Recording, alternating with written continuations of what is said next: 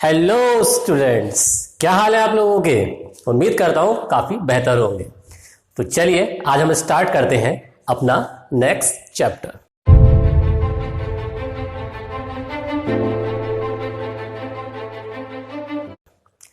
आज हमारे चैप्टर का नाम है गॉस लॉ, या कहा जाए गॉस प्रमेय या गॉस का नियम। सबसे पहले मैं आपको इंट्रो देना चाहूँगा कि किस तरीके से इस चैप्टर में क्या क्या पढ़ा जाएगा। जैसे कि सबसे पहले हम स्टार्ट करेंगे इसमें इंट्रोडक्शन। हम जानेंगे इस चैप्टर के बारे में, इस चैप्टर के कंसेप्ट के बारे में कि क्या क्या हमें पढ़ना है। इसके बाद हम बात करेंगे गॉस प्रमेय के स्टेटमेंट के बारे में और इसको हम प्रूव भी करेंगे किस तरीके से गॉस प्रमेय हम एक्सप्लेन कर सकते हैं। इसके बाद नंबर 3 पॉइंट हमारा आता है कि किस तरीके से हम गॉस प्रमेय की एप्लीकेशंस यूज कर सकते हैं और कहाँ कहाँ यूज कर सकते हैं। इसके बाद कुछ स्पेशल पॉइंट्स आएंगे, उसके बाद फॉर्मूलाज और एट लीस्ट लास्ट में आएंगे कुछ बेसिक न्यूमेरिकल्स। तो चलिए हम स्टार्ट करते हैं। सबसे पहले अपना जो फर्स्ट हेडिंग है जिसका नाम है इंट्रोडक्शन, उसको हम तैयार कर लेते हैं। और इंट्रोडक्शन में पहले हम बात करने वाले हैं किस चीज़ की, समझे ध्यान से इसको। पहले इंट्रोडक्शन,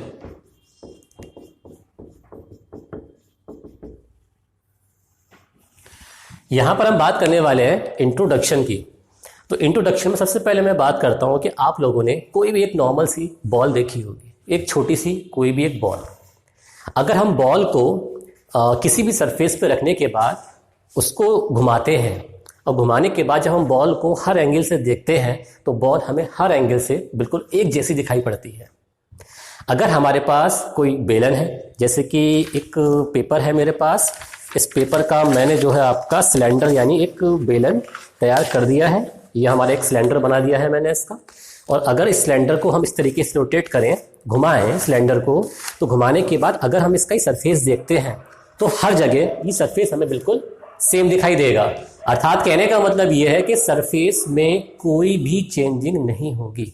ऐसे ऑब्जेक्ट को, जैसे कि मैंने बॉल की बात की, जैसे कि मैंने सिलेंडर की बात करी, इनको कहा जाता है सिमेट्रिक ऑब्जेक्ट या कहा जाता है सममित वस्तुएं।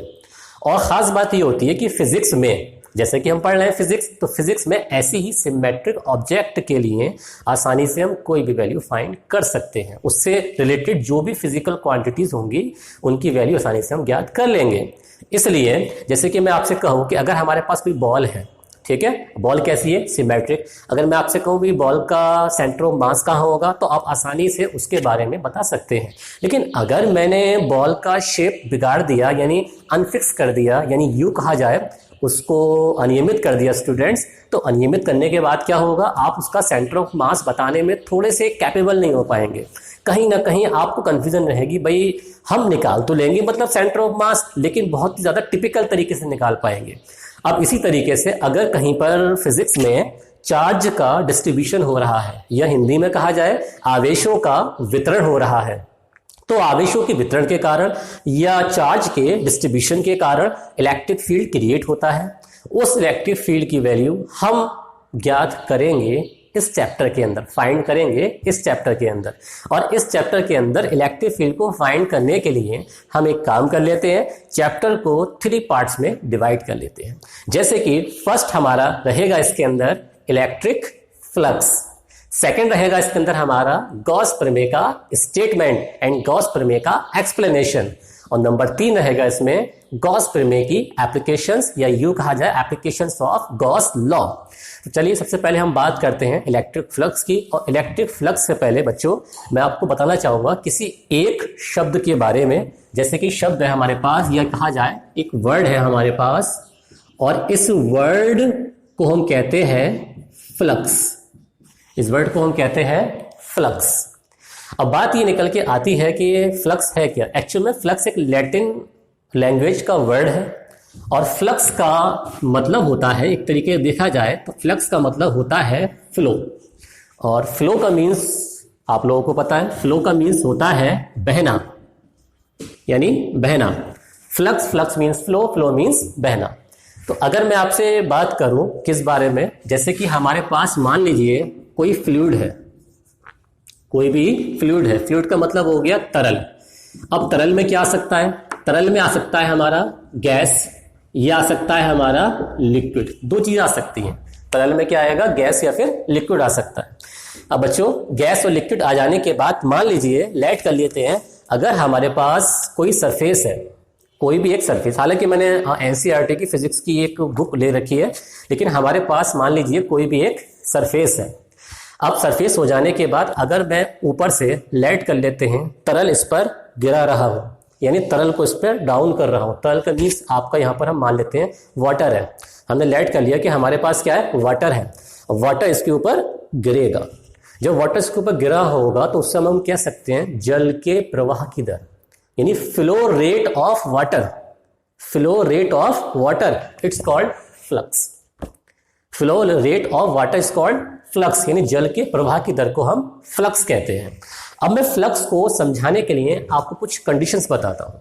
कंडीशंस को समझने के लिए लेट कर लेते हैं, हमारे पास कोई भी सरफेस है, हालांकि एक एनसीईआरटी की बुक है, लेकिन हमारे पास एक सरफेस है।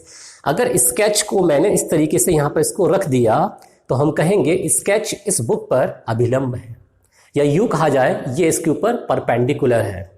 अगर मैं एक काम करूं, अगर मैं बुक को इस तरीके से तिरछा कर दूं, अब देखिए ध्यान से, आपका जो पेन है बुक के साथ तिरछा हो गया है, लेकिन इसके बावजूद ये जो आपका स्केच है इस एनसीईआरटी की बुक के साथ अब भी देखें 90 डिग्री का एंगल बना रहा है। लेकिन अगर मैं बुक को बिल्कुल ही वर्टिकल कर दूं तो देखें बुक वर्टिकल हो चुकी है, बट पेन जो है हॉरिजॉन्टल हो चुका है। लेकिन बोथ स्टेजेस में कंडीशन क्या बन रही है, ये जो पेन है ना इस बुक के साथ 90 डिग्री के एंगल पर है। अब इसके बाद लेट कर लेते हैं, जैसे कि यहां पर मैंने ये पेन इस तरीके से खड़ा किया हुआ है, ठीक है। ऊपर से हम वाटर को इसके ऊपर गिरा रहे हैं बच्चों। जब वाटर इसके ऊपर गिरेगा तो वाटर यहां से गिर के लेट कर लेते हैं नीचे से निकल रहा है। तो इस समय ये जो हमारा परपेंडिकुलर है और जो गिरता हुआ वाटर है, इनके बीच में एंगल कितना होगा, जीरो। कितना एंगल होगा इनके बीच में, जीरो एंगल होगा। तो अगर यहां से मैं फ्लक्स की बात करूं तो फ्लक्स का फॉर्मूला क्या बनेगा, चेक करते हैं इस बात को, क्या बन सकता है हमारा फ्लक्स का फॉर्मूला। तो देखिए स्टूडेंट ध्यान से, जैसे कि यहां पर मैंने एक सरफेस बनाया इस तरीके से, ध्यान देने वाली बात है, यहां इस तरीके से मैंने एक सरफेस बना दिया। सरफेस बना देने के बाद जैसे कि मैंने आपसे कहा था भाई वाटर जो है इसमें एंटर कर रहा है और इसको एंटर करके क्रॉस कर जा रहा है। देखिए ध्यान से स्टूडेंट्स, इसमें एंटर कर रहा है और एंटर करके क्या कर रहा है, इसको क्रॉस कर जा रहा है। अब करने के बाद जैसे कि मैंने कहा, क्या कहा था, पेन के बारे में बताया था। अब पेन हमारा कहाँ आएगा, पेन हमारा इस सरफेस पे आएगा इस तरीके से, देखिए वर्टिकल, क्योंकि ये सरफेस कैसा है हमारा, इस तरीके से है। तो पेन कहाँ आएगा हमारा, इस तरीके से, और कैसा आया, बिल्कुल ये वर्टिकल। तो ये पेन जो है हमारा यहाँ से आया वर्टिकल, तो इसको हम कहेंगे अभिलंब कह सकते हैं, या फिर कह सकते हैं इसको परपेंडिकुलर, परपेंडिकुलर कह सकते हैं इसको, ठीक है। अब इसके बाद इसमें ये जो वाटर एंटर कर रहा है, इस वाटर की जो वेलोसिटी है वो हमने लेट कर ली v है, और जितने एरिया से ये वाटर इसको क्रॉस कर रहा है इसको हमने लेट कर लिया s है। तो फ्लक्स का हमारा जो फॉर्मूला है वो बनेगा phi is equal to v into S. क्या बनेगा हमारा, phi is equal to v into S. Condition number second ये थी कि पहले सरफेस आपका सीधा रखा हुआ था, मैंने सरफेस को थोड़ा सा तिरछा किया, सरफेस को थोड़ा सा क्या किया मैंने, तिरछा किया। तो वही कंडीशन हम यहां पर लगाने की कोशिश करते हैं इसके अंदर। जैसे कि इसको थोड़ा सा मैंने यहां पर टेढ़ा कर दिया इस तरीके से, और कर देने के बाद मैंने दोबारा से इस सरफेस को तैयार कर लिया। अब देखना स्टूडेंट्स, यहां से ये वाटर का फ्लो जा रहा है इसके अंदर, और ये जो वाटर का फ्लो जा रहा है इसके अंदर, और ध्यान देने वाली बात है, जैसे ही आपने इसको टेढ़ा किया ना, तो यहाँ पे ये जो इसका परपेंडिकुलर है, ये क्या है इसका, ये जो इसका परपेंडिकुलर है, तो ये जो परपेंडिकुलर है ये इसके वर्टिकल ही रहेगा, लेकिन वाटर के फ्लो के साथ ये क्या कर रहा है, थीटा एंगल बना रहा है। क्या कर रहा है ये, वाटर के फ्लो के साथ ये बना रहा है थीटा एंगल। अब इसने थीटा एंगल बना दिया। अब फ्लक्स का फॉर्मूला क्या बनने वाला है बच्चों, तो फ्लक्स का फॉर्मूला बनने वाला है phi is equal to v into S cos theta. क्योंकि ये जो वाटर है ना, वाटर ने जो एंगल चेंज किया है, वाटर के जो अभिलंब ने एंगल चेंज किया है, ये हॉरिजॉन्टल के साथ किया हुआ है, तो यहाँ पर क्या आएगा हमारे पास, वी एस कॉस थीटा। अब इसके अलावा यहाँ पर एक कंडीशन और बन सकती है। अब वो कंडीशन क्या है देखते हैं ध्यान से। यहाँ पर हम, जैसे कि मैंने सरफेस को अब इस तरीके से बना दिया है, ठीक है। अब यहां से ये वाटर का फ्लो इसमें से लगातार हो रहा है, तो देखिए ध्यान से स्टूडेंट्स, अब सरफेस जो है ना वाटर के फ्लो के कैसा हो चुका है, पैरेलल हो चुका है। जैसे कि मैंने आपको बताया पहली कंडीशन ये थी वाटर जा रहा था क्रॉस कर रहा था, दूसरी कंडीशन ये है वाटर जा रहा है क्रॉस कर रहा है, तीसरी कंडीशन ये है वाटर इसमें से एंटर करके यहां से बाहर निकल रहा है। तो स्टेज नंबर 3 में हम बात करने वाले कितना इसकी वैल्यू हो सकती है। तो ध्यान से देखें इस बात को, जैसे कि हमने इसको वर्टिकल कर दिया, ठीक है, लेकिन हमारा परपेंडिकुलर कहां होने वाला है, इसके यहां पर। ध्यान रखना स्टूडेंट्स, वर्टिकल जो होता है हमेशा सरफेस के वर्टिकल होता है। अब इसके बाद यहां पर आप देख सकते हैं कि इन दोनों के बीच का एंगल थीटा कितना बनेगा, हमारा 90 डिग्री बनेगा। इस वजह से हमारा फ्लक्स क्या निकल के आएगा, phi is equal to V into S cos theta. कितना निकल के आ गया हमारे पास, phi is equal to V into S cos theta. Theta की वैल्यू कितनी लगाएंगे यहां पर हम, 90। तो जैसे ही हमने थीटा की वैल्यू यहां पर 90 लगा दी तो फाई इज इक्वल टू कितना हो गया हमारे पास, वी एस। तो यहां से हमने फाई की वैल्यू इसकी फाइंड कर ली। अब फाई की वैल्यू फाइंड कर लेने के बाद अब एक बात देखें ध्यान से, अगर कोई एंगल नहीं बनेगा तो वैल्यू आपकी फ्लक्स की निकल के आ रही है मैक्सिमम, ठीक है ना।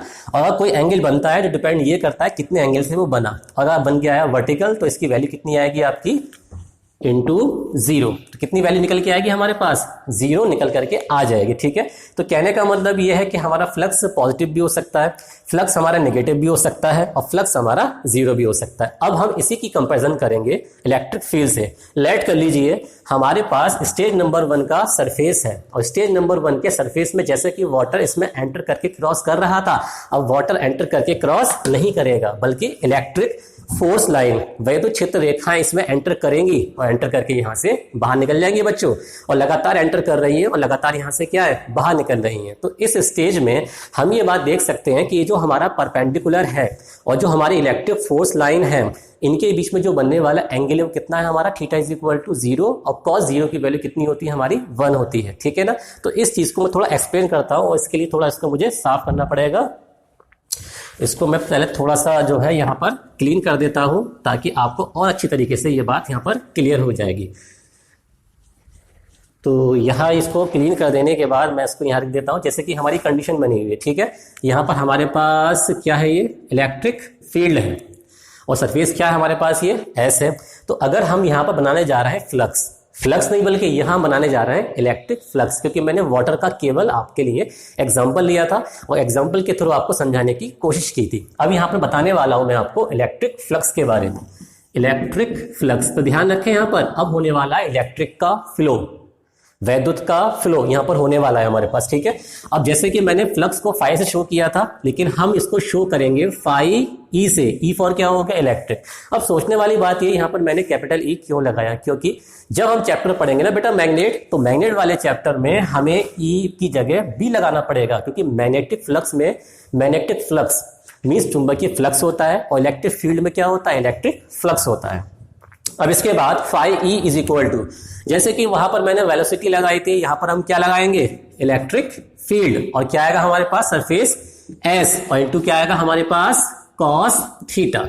तो कहने का मतलब ये, यहां से हम इलेक्ट्रिक फ्लक्स की डेफिनेशन भी तैयार कर सकते हैं। अब इलेक्ट्रिक फ्लक्स की जो डेफिनेशन हम तैयार करेंगे वो किस तरीके से तैयार करेंगे, तो देखने वाली बात यह है, किसी भी सरफेस पर परपेंडिकुलर इलेक्ट्रिक फील्ड का घटक, किसी भी सरफेस पर परपेंडिकुलर इलेक्ट्रिक फील्ड का घटक और इसके अलावा जो उसका क्षेत्रफल होगा सरफेस का और साथ में उसकी कोज्या का जो मल्टीप्लिकेशन होता है उसको हम क्या कहते हैं, इलेक्ट्रिक फ्लक्स कहते हैं। क्या कहेंगे बच्चों, उसको हम इलेक्ट्रिक फ्लक्स कहते हैं। अदरवाइज हम एक बात और देख रहे हैं यहाँ पर, वो क्या, ये फॉर्मूला हमारा एक वेक्टर फॉर्म होती है, vector A dot vector B is equal to A B cos theta. तो ध्यान दें यहाँ पर, ये ए हो गया, ये बी हो गया, ये कॉस थीटा हो गया। तो इट मींस दैट जैसे इसका फॉर्मूला ए डॉट बी बना वैसे इसका फॉर्मूला हमारा तैयार हो सकता है। तो ये फॉर्मूला भी हम इसका तैयार कर सकते हैं, किस तरीके से, phi E is equal to vector E into vector S. तो यहां से भी आप लोग इलेक्ट्रिक फ्लक्स की डेफिनेशन तैयार कर सकते हैं। किस तरीके से, किसी भी इलेक्ट्रिक फील्ड के अंदर अगर हमने किसी सरफेस को रख दिया तो इलेक्ट्रिक फोर्स लाइन के लिए जो इलेक्ट्रिक फील्ड इंटेंसिटी, वैद्युत क्षेत्र की तीव्रता का जो फैक्टर होगा और जो उसका सरफेस होगा, इन दोनों वेक्टरों का इन दोनों, ध्यान देने वाली बात है, इन दोनों वेक्टरों का अदिश गुणनफल, अदिश मतलब स्केलर मल्टीप्लिकेशन क्या कहलाता है? इलेक्ट्रिक फ्लक्स कहलाता है। इसके अलावा आपकी बुक में नॉर्मल सी कुछ इसकी परिभाषा भी दी होती है। वो परिभाषा क्या है? किसी भी वैद्युत क्षेत्र के अंदर, किसी भी इलेक्ट्रिक फील्ड के अंदर अगर कोई सरफेस रखा हुआ है तो उससे होकर गुजरने वाली इलेक्ट्रिक फोर्स लाइन की संख्या, यानी वैद्युत क्षेत्र रेखाओं की जो संख्या होती है, उसकी जो काउंटिंग होती है, उसकी जो माप होती है, उसको भी हम इलेक्ट्रिक फ्लक्स कहते हैं। तो इस तरीके से भी आप इसको डिफाइन कर सकते हैं। जैसे कि मैंने आपको स्टेज नंबर 1 के बारे में बताया है, इसको स्टेज नंबर 1 में यहां पर हम थीटा बराबर कितना लगाएंगे? 0, then phi E is equal to कितना हो गया? E into S. तो यहां पर ये फॉर्मूला हमारा कब तैयार होगा? जब परपेंडिकुलर इलेक्ट्रिक फील्ड के साथ कोई एंगल नहीं बना रहा है। अब स्टेज नंबर 2 क्या थी हमारी? जैसे कि स्टेज नंबर 1 में मैंने बताया था, ऐसे बुक रखी हुई है। अब हम बात कर रहे हैं स्टेज नंबर 2 की। तो स्टेज नंबर 2 में बुक थोड़ी सी हमने टेढ़ी कर दी, जिसके लिए डायग्राम मैंने पहले भी तैयार किया था, और डायग्राम में इसका दोबारा से अब फिर तैयार कर देता हूं। किस तरीके से समझना है इसको देखें। तो यहां पर मैंने इसको थोड़ा सा देखिए, इस तरीके से एंगल इसका चेंज कर दिया बच्चों। एंगल चेंज कर देने के बाद यहां पर मैंने इसको सरफेस को दोबारा बनाया, और इसमें यहां पर इलेक्ट्रिक फोर्स लाइंस लगातार क्या है? एंटर कर रही है। और इलेक्ट्रिक फोर्स लाइन जब लगातार इसमें एंटर करेंगी तो देखें यहां पर परपेंडिकुलर किस जगह बनेगा? तो परपेंडिकुलर देखें ऐसे बनेगा। ये क्या बना हमारा? परपेंडिकुलर। परपेंडिकुलर और कितने एंगल से बना? थीटा एंगल से। तो इट मीन्स दैट यहां फॉर्मूला क्या बनेगा आपका? Phi E is equal to E into A cos theta. ये इसका बेसिक से फॉर्मूला बना, क्योंकि यहां पर एंगल कितना आ गया हमारा बच्चों? थीटा आ चुका है। अब इसके बाद हमारी थर्ड कंडीशन क्या थी? फर्स्ट कंडीशन, सेकंड कंडीशन, और ये हो गई हमारी थर्ड कंडीशन, यानी इसको हम परपेंडिकुलर कर देंगे। बिल्कुल किस तरीके से करेंगे? जैसे कि हमारे पास ये सरफेस बना हुआ है, और सरफेस बन जाने के बाद यहां से इलेक्ट्रिक फोर्स लाइन इस तरीके से इसमें एंटर करके बाहर लगातार निकल रही है। तो देखिए ध्यान से, इस तरीके से ये फोर्स लाइन्स यहां से बाहर निकल रही हैं। अब यहां पर परपेंडिकुलर कहां होगा? तो बच्चों मैंने आपको पहले ही बताया था, बुक पर अगर पेन रखा हुआ है तो इसको हम कहते हैं परपेंडिकुलर। तो ऐसे ही यहां क्या बना हमारे पास? परपेंडिकुलर, यानी थीटा इज इक्वल टू कितना हो गया? 90। अब यहां से हम फाइंड करेंगे इलेक्ट्रिक फ्लक्स हमारा कितना हो सकता है। तो बच्चों phi E is equal to हो गया हमारे पास E A cos 90, then phi is equal to कितना हो गया? ई इंटू ए, और कॉस 90 की value 0, then phi E is equal to कितना हो गया हमारे पास? 0 हो गया। अब यहां पर हमारे पास एक छोटा सा टॉपिक रह गया है इलेक्ट्रिक फ्लक्स से कनेक्टेड, जिसका हमें यूज भी करना है बहुत ज्यादा। तो उस टॉपिक का जो नाम है हमारा, उस टॉपिक का नाम है एरिया वेक्टर। उसकी भी हम बात कर लेते हैं। एरिया वेक्टर यानी एरिया वेक्टर, या हिंदी में कहा जाए इसको क्षेत्रफल, और इसको हम कह सकते हैं सदिश। क्षेत्रफल सदिश कहा जाएगा इसको, ठीक है। तो एरिया वेक्टर क्या होता है? मलैट कर लीजिए, हमारे पास कोई भी एक सरफेस है, कोई भी क्या है हमारे पास? एक सरफेस है। एक्चुअल में जो एरिया वेक्टर होता है, जो क्षेत्रफल सदिश होता है, सरफेस के जो मैग्नीट्यूड होगा उसके तो इक्वल होगा, लेकिन हमेशा उसके वर्टिकल होगा। ध्यान दें, अगर हमारे पास कोई सरफेस है तो जो एरिया वेक्टर होगा हमेशा क्या होगा? इसके परपेंडिकुलर होगा और इसके इक्वल भी होगा, ठीक है। किस तरीके से? तो ये देखें एरिया वेक्टर, ये क्या बन गया हमारा? Area vector. अब ध्यान देने वाली बात ये है कि एरिया वेक्टर हमेशा बाहर की तरफ होता है। बाहर की तरफ का क्या मतलब? जैसे कि सरफेस है मेरे पास, ये बुक हमारे पास क्या है? सरफेस है। तो एरिया वेक्टर कहाँ होगा? ऊपर की तरफ। मैग्नीट्यूड में क्या होगा? इस सरफेस के बराबर होगा। अब इसी प्रकार से ये आपका इस तरीके से यहां भी हो सकता है, कहां पर? नीचे। तो यहां भी क्या बन सकता है आपका? ये इस तरीके से एरिया वेक्टर बन सकता है। और अगर हम बात करें तो किसी भी शेप के लिए मतलब एरिया वेक्टर कहाँ होगा? हमेशा बाहर की तरफ। जैसे कि मैंने यहां बना दिया, तो यहां भी क्या होगा? इस तरीके से। ध्यान दें स्टूडेंट, इस तरीके से। तो यहां पर क्या बनेगा हमारा? ये एन कैप। और हम जानते हैं कि एन कैप का फॉर्मूला क्या होता है? Vector A upon vector A का मोड। मान लिया कि इसका जो एरिया है वो एस है, सरफेस एरिया कितना है हमारे पास? इसका एस है। Then N cap is equal to vector S upon vector S का मोड। ये हम कह सकते हैं वेक्टर एस अपॉन कितना हो गया हमारे पास? एस निकल करके आ गया। तो एस निकल करके आ जाने के बाद इसको हम थोड़ा सा यहां पर साफ कर देते हैं। और साफ कर देने के बाद यहाँ पर हम बात कर लेते हैं इलेक्ट्रिक फ्लक्स से रिलेटेड कुछ और प्रॉब्लम्स की।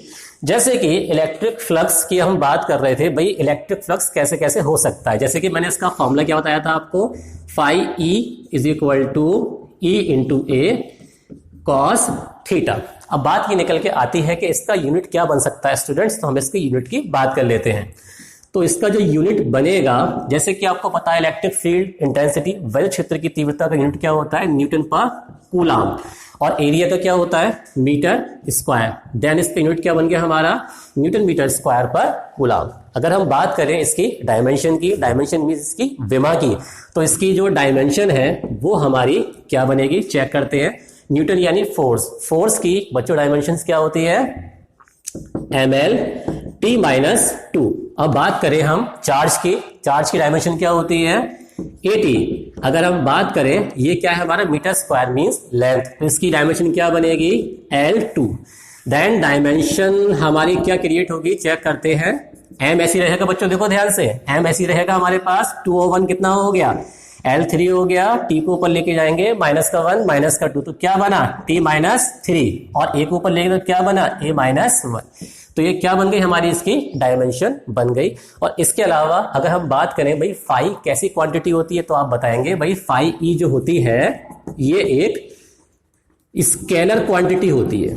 क्या होती है, स्केलर। स्केलर का मतलब क्या हो गया, अदिश राशि होती है। लेकिन जबकि ध्यान देने वाली बात है, यहाँ पर हम जो एरिया है, एरिया को क्या मानना है, वेक्टर लेट कर रहे हैं। क्या कर रहे हैं हम, वेक्टर। किस तरीके से, vector E into vector A, यानी कहने का मतलब इलेक्ट्रिक फील्ड और एरिया का जो स्केलर मल्टीप्लिकेशन होता है उसको हम इलेक्ट्रिक फ्लक्स कहते हैं। इस तरीके से भी आप इसकी डेफिनेशन बता सकते हैं। अब इसके बाद मैं कुछ और शर्त आपको बताना चाहूंगा। जैसे कि मैंने चैप्टर के स्टार्टिंग में आपसे कहा था कि यहां पर हम बात करेंगे सिमेट्रिक ऑब्जेक्ट की। सिमेट्रिक ऑब्जेक्ट के लिए ही हम इलेक्ट्रिक फ्लक्स फाइंड करेंगे और सिमेट्रिक ऑब्जेक्ट के लिए ही हम इलेक्ट्रिक फील्ड इंटेंसिटी फाइंड करेंगे। लेकिन बच्चों अब हम एक काम करने वाले हैं, अगर ऑब्जेक्ट हमारा सिमेट्रिक ना हो, एक जैसा ना हो, मान लो बॉल है यह हमारा सिलेंडर है, बीच बीच में कहीं ना कहीं से अगर वो पिचका हुआ है, तो उस समय इलेक्ट्रिक फ्लक्स कैसे निकल के आएगा, हम चेक करते हैं इस बात को। जैसे कि हमारे पास किसी भी शेप या साइज का कोई भी एक ऑब्जेक्ट है, क्या है हमारे पास बच्चों, कोई भी एक ऑब्जेक्ट है। तो ये जो ऑब्जेक्ट है हमारे पास, इसमें हमें फाइंड करना है इलेक्ट्रिक फ्लक्स। कैसे फाइंड करेंगे, जैसे कि हमने यहाँ पर एक सरफेस ले लिया, यहाँ पर इसका इलेक्ट्रिक फ्लक्स हमें देखना है, और जैसे कि ये क्या होगा, इसका एन कैप यूनिट वेक्टर हो जाएगा हमारा, और ये क्या हो जाएगा इसका फ्लक्स, जिसको हम लेट करेंगे d∅e1। क्या लेट कर लिया इसको हमने, d∅e1। सिमिलरली अब यहां पर भी अगर हम इसको लेट करें, तो लेट करने के बाद यहां भी क्या आएगा, एन कैप, और ये आएगा d∅e2। सिमिलरली कहीं भी हम मतलब एग्जांपल के तौर पे इसको ले रहे हैं, तो यहां भी क्या बनेगा हमारा, ये बनेगा एन कैप, और यहां आएगा आपका d∅e3। अगर हमें टोटल इलेक्ट्रिक फ्लक्स फाइंड करना है, तो टोटल इलेक्ट्रिक फ्लक्स हम कैसे फाइंड करेंगे, देखते हैं बच्चों। d∅e, ध्यान देना, अगर सिमेट्रिक नहीं है तो हम क्या करेंगे, सबको आपस में ऐड कर लेंगे। क्यों करेंगे, क्योंकि भाई ये अदिश राशि है, स्केलर क्वांटिटी है, और अदिश राशियों को हम नॉर्मल मैथमेटिकल तरीके से ऐड कर सकते हैं, उनको हम जोड़ सकते हैं। तो यहां पर क्या बना हमारे पास, d∅e1, और क्या बना d∅e2, और क्या बना d∅e3। बच्चों ध्यान देने वाली बात है। तो इस तरीके से हमने इसका फॉर्मूला तैयार कर लिया। लेकिन अगर हम इसको थोड़ा शॉर्ट में तैयार करना चाहें, तो शॉर्ट में तैयार कैसे करेंगे, तो हमें करना पड़ेगा यहाँ पर ऑन इंटीग्रेशन। क्या करना पड़ेगा हमें, ऑन इंटीग्रेशन। डरे नहीं, मैं वैसे आपको इंटीग्रेशन के बारे में भी थोड़ा बहुत आगे बता दूंगा, ठीक है। तो पहली बार यहां पर हमने लगाया सिंबल इंटीग्रेशन का, d∅e is equal to integration. और एक काम और कर लेते हैं, इस फॉर्मूले को पहले हम शॉर्ट कर लेते हैं। किस तरीके से, समीशन d∅e, इस तरीके से हमने कर दिया इसको टोटल। क्या कर दिया, d∅e टोटल। ये आप एक काम कर लीजिए, इसको लेट कर लेते हैं टोटल, और इसको केवल हम क्या लेट कर लेते हैं, d∅e। अगर मैं बताना चाहूं भाई इसको इंटीग्रल के अकॉर्डिंग कैसे करेंगे सॉल्व, तो हमने दोनों ओर का ले लिया इंटीग्रल, और ध्यान दें सरफेस के अकॉर्डिंग। ध्यान दें ये क्या है हमारा, सरफेस के अकॉर्डिंग। तो यहाँ पर क्या आएगा हमारा, यहाँ पर हमारे पास आ जाएगा, देखें ध्यान से, d∅e। अब इसके बाद d∅e का बच्चों फॉर्मूला क्या होता है, जैसे कि मैंने आपको बताया था ऊपर, तो ये हो जाएगा हमारे पास phi-e total. phi-e total is equal to क्या बन जाएगा हमारे पास, ये निकल के आएगा वेक्टर ई इंटू क्या आएगा, vector A according to S. तो इस तरीके से हमारे पास इसका फॉर्मूला तैयार होगा। और यहाँ पर हमको डी क्यों लगाना पड़ेगा, क्योंकि बच्चों हम जानते हैं क्या कि भाई D phi E is equal to होता है E into D A cos theta, क्योंकि जब यहाँ पर डी लगाएंगे तो आपको एरिया को भी डी लगाना पड़ेगा। ये हम कह सकते हैं बच्चों D phi E is equal to क्या बनेगा, vector E into vector D A. अब यहाँ पर हमारे पास कुछ शर्तें निकल करके आएंगी। वो क्या निकल करके आएंगी, अगर ऑब्जेक्ट सिमेट्रिक नहीं है बच्चों, अगर ऑब्जेक्ट सिमेट्रिक नहीं है और हमें अलग अलग सरफेस के लिए ज्ञात करना है, फाइंड करना है इलेक्ट्रिक फ्लक्स, क्योंकि बच्चों अगर बॉल सिमेट्रिक नहीं होगी, टेढ़ी मेढ़ी होगी, तो बार बार क्या होगा, बार बार आपका जो यूनिट वेक्टर है, जो एरिया वेक्टर है, वो बार बार चेंज होगा। इलेक्ट्रिक फील्ड का जो डायरेक्शन है वो बार बार चेंज होगा। अगर दोनों चीजें बार बार चेंज हो रही हैं तो हमको ऐसी पोजीशन लेके आनी है जब दो चीजें बिल्कुल कांस्टेंट हो जाए। तो हम क्या करेंगे, अलग अलग सरफेस का अलग अलग इलेक्ट्रिक फ्लक्स निकालेंगे और सभी को आपस में ऐड कर लेंगे, और ऐड करने के बाद उसका हम क्या करेंगे, इंटीग्रल लेंगे। तो कहने का मतलब क्या है, अगर हमें टोटल फ्लक्स निकालना है तो टोटल फ्लक्स किसके बराबर होगा, किसी भी पृष्ठ से, किसी भी सरफेस से connected electric flux, total electric flux उसके अलग अलग सरफेस के पॉइंट्स के इलेक्ट्रिक फ्लक्स के इंटीग्रेशन के बराबर होता है। और इंटीग्रेशन कैसा होगा हमारा, सरफेस इंटीग्रेशन। अब इसके बाद एक बात देखें बच्चों, अगर इलेक्ट्रिक फ्लक्स, अगर देखा जाए कि इलेक्ट्रिक फ्लक्स अगर एंटर कर रहा है, इलेक्ट्रिक फ्लक्स क्या है, अगर इसमें एंटर कर रहा है तब इलेक्ट्रिक फ्लक्स आपका नेगेटिव होता है। और इलेक्ट्रिक फ्लक्स अगर इसमें से आउट हो रहा है तो इलेक्ट्रिक फ्लक्स कैसा होता है, पॉजिटिव होता है। क्योंकि जब इलेक्ट्रिक फ्लक्स इसमें एंटर करता है तो उस समय जो एंगल होता है हमारा 180 शो किया जाता है, किसके लिए, परपेंडिकुलर और एंटर करने वाले फ्लक्स के लिए। और जब आउट होता है उस समय कितना शो किया जाता है, 0। इट मींस दैट आपको ये पॉइंट अपने माइंड में बिल्कुल ही शार्प तरीके से रख लेना है भाई, कि अगर इलेक्ट्रिक फ्लक्स एंटर करेगा तब कैसी वैल्यू आएगी उसकी, नेगेटिव आएगी। और जब आउट होगा तो उसकी वैल्यू कैसे निकल करके आएगी, आपकी पॉजिटिव निकल करके आ जाएगी। तो बच्चों आज मैंने आपको इलेक्ट्रिक फ्लक्स के बेसिक कंसेप्ट के बारे में बता दिया है, और नेक्स्ट वीडियो में मैं आपको बताऊंगा इलेक्ट्रिक फ्लक्स से जुड़ी हुई प्रॉब्लम्स के बारे में कि आप किस तरीके से इलेक्ट्रिक फ्लक्स का यूज कर सकते हैं। और उसके अलावा मैं आपको बताऊंगा सॉलिड एंगल के बारे में कि सॉलिड एंगल को आप किस तरीके से अंडरस्टैंड कर सकते हैं। तो बच्चों मैंने कंसेप्ट को बहुत ही आराम से आप लोगों को समझाने की कोशिश की है ताकि आप आसानी से इसका यूज कर सकें। ये जो कंसेप्ट मैं आपको बता रहा हूँ ये 12th class ICSE board, CBSE board और इसके अलावा IIT नीट वगैरह में भी कामयाब हो जाते हैं। तो स्टूडेंट्स, अगर आपने मेरा चैनल शारिक एपिक अभी तक सब्सक्राइब नहीं किया है, then subscribe my YouTube channel Shariq epic.